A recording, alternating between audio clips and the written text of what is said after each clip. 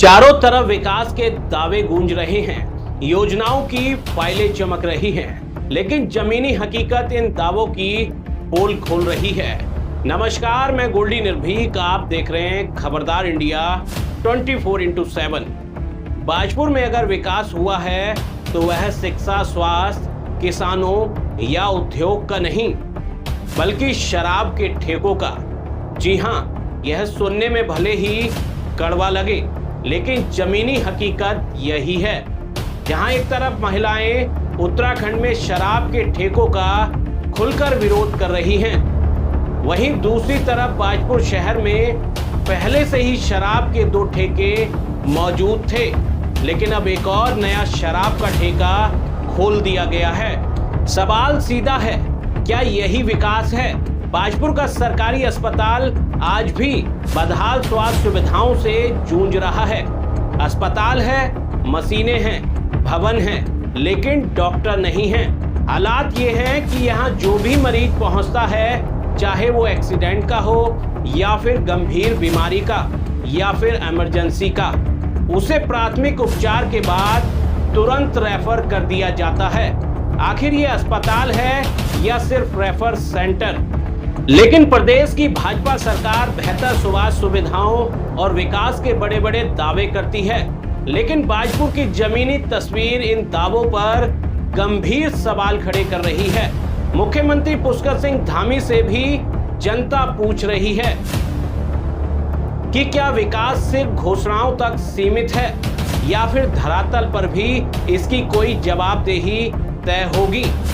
अगर वाकई ही प्रदेश में विकास की गंगा बह रही है, तो बाजपुर का अस्पताल आज भी डॉक्टरों के बिना क्यों जूझ रहा है?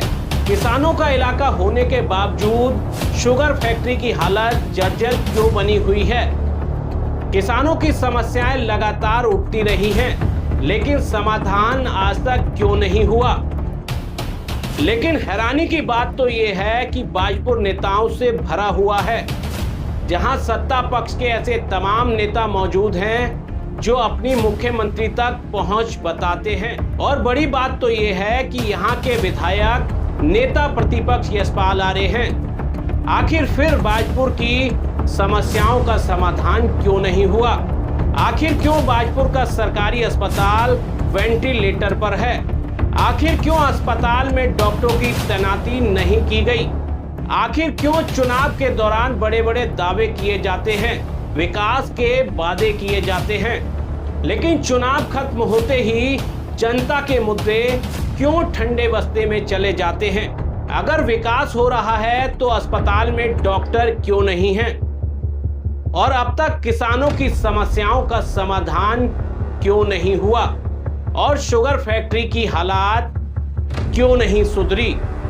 और अगर इन सब का विकास नहीं हुआ तो क्या फिर सिर्फ बाजपुर में शराब के ठेकों का ही विकास हो रहा है? यह सवाल सिर्फ सरकार से नहीं, विपक्ष के उन नेताओं से भी है और उन तमाम जिम्मेदार लोगों से भी जो जनता के नाम पर राजनीति करते हैं, लेकिन जनता की बुनियादी समस्याओं पर मौन नजर आते हैं। अब बाजपुर की जनता तय करेगी कि बाजपुर को बेहतर स्वास्थ्य चाहिए या और शराब के ठेके। अपनी राय कमेंट बॉक्स में जरूर बताएं और बने रहिए खबरदार इंडिया 24x7 के साथ।